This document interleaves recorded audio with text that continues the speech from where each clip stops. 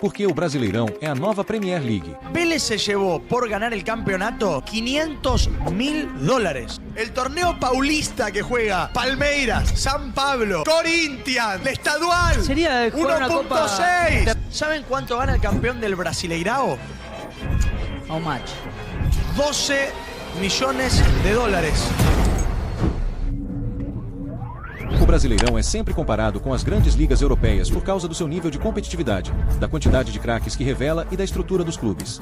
Entre as ligas das Américas, ele domina geral, sendo praticamente a versão sul-americana da Premier League. Além disso, o investimento por aqui é pesado, com clubes gastando mais de R$100 milhões por ano só em salários. Mas o que faz do Brasileirão a liga mais forte do continente? Vamos analisar. Antes de começar, um detalhe importante. O valor de um time é basicamente a soma do valor de mercado de todos os jogadores do elenco. Tipo, se um time tem 30 jogadores e cada um vale €1 milhão, o time inteiro vale 30 milhões. Se uma liga tem 20 times desse nível, então a gente pode dizer que o torneio todo vale 600 milhões. Claro que a economia de uma liga vai muito além disso, mas a gente escolheu essa métrica para ter uma base e entender a superioridade do futebol brasileiro. Então, bora falar dos 4 principais campeonatos das Américas. Tirando a Superliga Argentina, que recebe mais ou menos $100 milhões por ano pelos direitos de transmissão, as outras 3 passam fácil dos 200 milhões. MLS, contrato de 250 milhões por ano com a Apple. Liga MX, cerca de 300 milhões. Brasileirão, impressionantes 500 milhões. E essa diferença de grana não vem só da TV. Público nos estádios e acordos de patrocínio também fazem um baita impacto. Nenhuma dessas ligas, e nenhuma outra das que falamos até agora, chega perto do Brasileirão. O Campeonato Brasileiro tem 2 gigantes absolutos em termos de elenco. Palmeiras, €225 milhões. Flamengo, €202 milhões. Só para ter ideia do tamanho disso, o elenco do Palmeiras vale mais do que todo o campeonato colombiano. Totalmente insano. O mais louco é que, mesmo com Flamengo e Palmeiras num nível absurdo, ainda tem outros 4 times que passam dos 90 milhões. E por que esses números são importantes? Porque explicam direitinho o que rola dentro de campo. Nos últimos anos, os times brasileiros têm simplesmente amassado na Libertadores, marcando presença em praticamente todas as finais. Desde 2019, sempre teve pelo menos um brasileiro na decisão. 2019, o Flamengo bateu o River Plate de virada por 2-1 e levou o caneco. 2020, final brasileira entre Palmeiras e Santos, com Verdão levando a melhor por 1-0. 2021, mais uma final só com brasileiros, e de novo o Palmeiras saiu vitorioso, dessa vez contra o Flamengo, vencendo por 2-1 na prorrogação. 2022, o Flamengo voltou ao topo, derrotando o Atlético PR por 1-0. 2023, o Fluminense fez história e levou seu primeiro título, vencendo o Boca Juniors por 2-1 na prorrogação. 2024, o Botafogo também entrou para a lista de campeões, batendo o Atlético Mineiro por 3-1. Ou seja, 6 títulos seguidos para o Brasil. Isso deixou para trás a melhor sequência dos argentinos, que tinham conseguido 4 seguidas lá nos anos 60 e 70. No total, os argentinos ainda lideram em títulos, com o Independiente tendo 7 e o Boca Juniors 6. Mas com esse domínio recente, os brasileiros estão chegando forte, com Palmeiras e Flamengo já tendo 3 cada. Esse sucesso todo não é à toa. Os clubes do Brasil têm investido pesado, melhorando a infraestrutura e conseguindo segurar ou trazer jogadores de qualidade. Isso tem feito toda a diferença, deixando os times cada vez mais fortes na competição. Resumindo, o futebol brasileiro está vivendo uma era de ouro na Libertadores e parece que isso não vai mudar tão cedo. Fogo, bola de futebol. E tem alguma chance disso mudar? Bem difícil. Como a gente já falou, a explicação para essas diferenças é o dinheiro que os clubes têm, que, por sua vez, vem da economia dos países.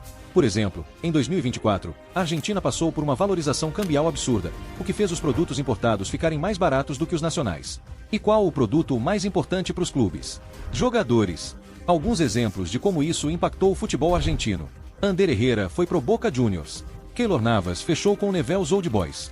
Gonzalo Montiel voltou pro River Plate. Então, se você quer saber se uma liga vai crescer nos próximos anos, talvez seja melhor olhar para a economia do país antes de qualquer coisa. Quanto mais atenção e dinheiro girando em torno do campeonato, mais os jogadores e os times se valorizam.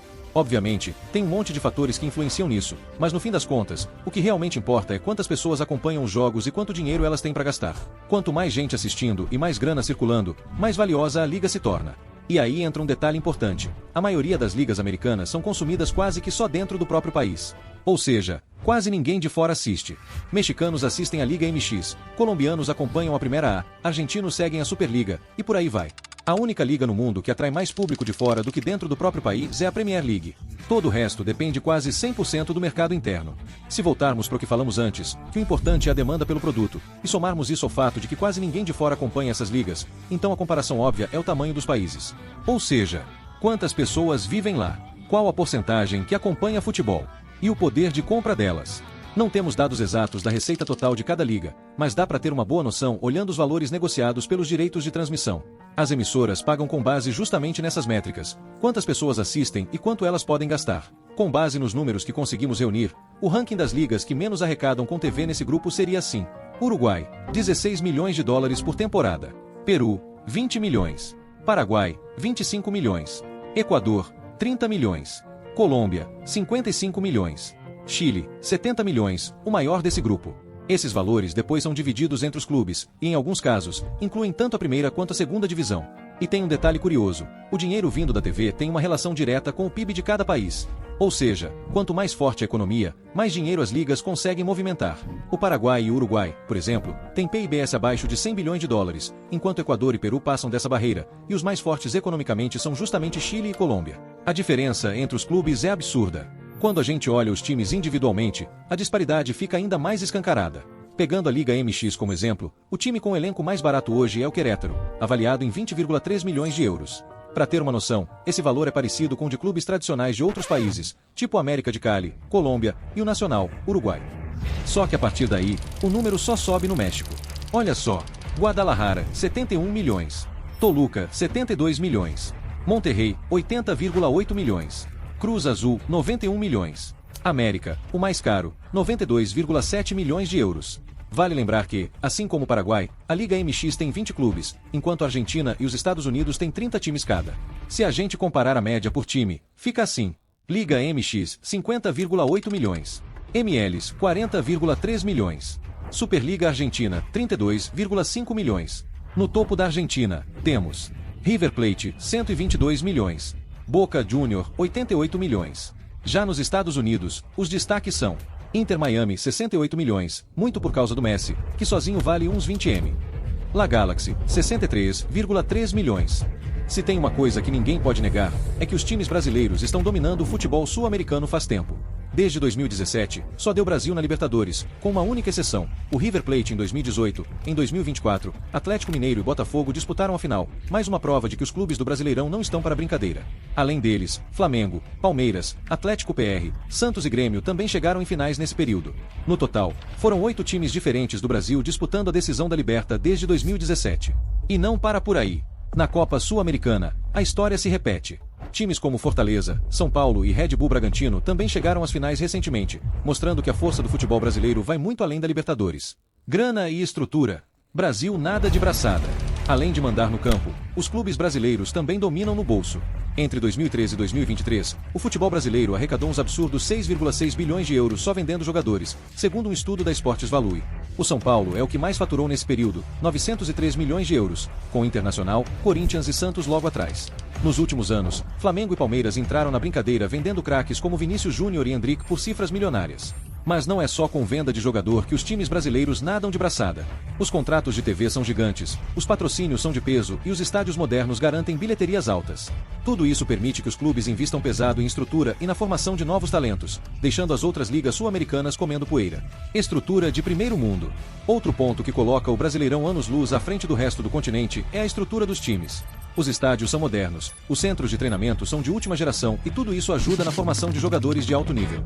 Não à toa, os clubes europeus vivem de olho aqui, levando os nossos melhores talentos por quantias milionárias.